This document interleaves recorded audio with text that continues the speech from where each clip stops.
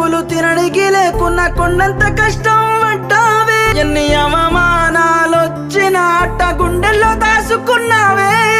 కీలు బొమ్మ కాదే నువ్వు నటరాజువే